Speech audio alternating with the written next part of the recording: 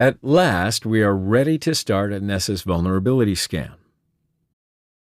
This is the main page of the Nessus web interface. We are in My Scan section of Scans tab.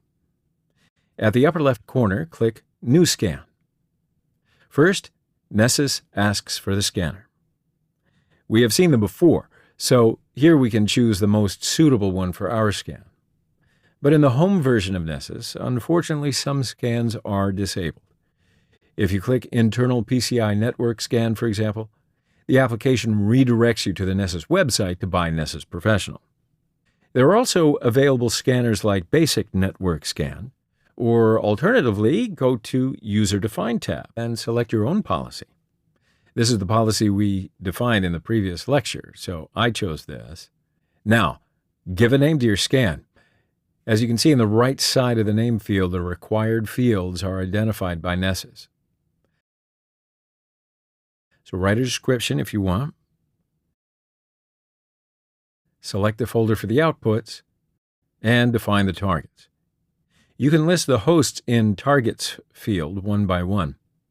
I want to scan my two systems now. 99.139 is OWASP BWA, and 99.206 is my Metasploitable system. So if you want multiple IP addresses, just put a comma in between them. You can also define an IP block or a range, just as you remember in the Nmap lectures. Or alternatively, if you have a file that contains a list of the hosts that we also covered earlier, you can add that file using the Add File link in the Upload Targets field. So now we're ready to launch the scan. At the bottom of the page, select Save, or click the down arrow button and select Launch to start the scan immediately. I choose Launch. It first saved the scan and then launched immediately. So while it's scanning, let's see some of the parts of Nessus interface. At the left, you see the folders. Next to My Scans folder, it says that I have one active scan. And in My Scans page, you see the scan that we just started. If you click on it, you see the scan details.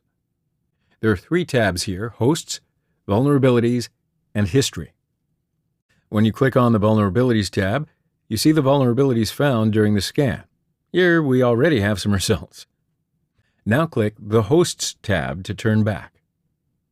These are the systems that we defined as targets: OWASP BWA and Metasploitable. At the right, you see the severity levels of the vulnerabilities. Nessus classifies vulnerabilities into 5 levels. Informational level quickly identifies non-vulnerability information, which is, well, nice to know, and separates them from the vulnerability detail, which is need to know, right? Low level identifies the flaws that might help an attacker to better refine his attack, but by itself, that flaw won't be sufficient for a compromise. Medium level identifies that some information is leaking from the remote host. An attacker might be able to read a file he should not have access to. High level identifies that the attacker can read arbitrary files on the remote host and or can execute commands on it. And critical level vulnerabilities are the most important vulnerabilities for us. These vulnerabilities can be exploited by a tool, and in most cases, the attacker does not need to make an extra effort to exploit them. So let's fast forward the scan. Now, on the right side of each host row, you can see the status of the scan of that host. 100% means the scan of that host is complete.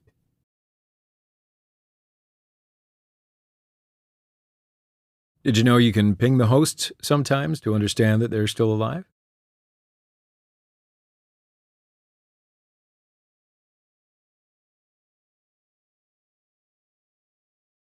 And finally, our scan is completed in 4 minutes, which is a very fast scan for a vulnerability scan.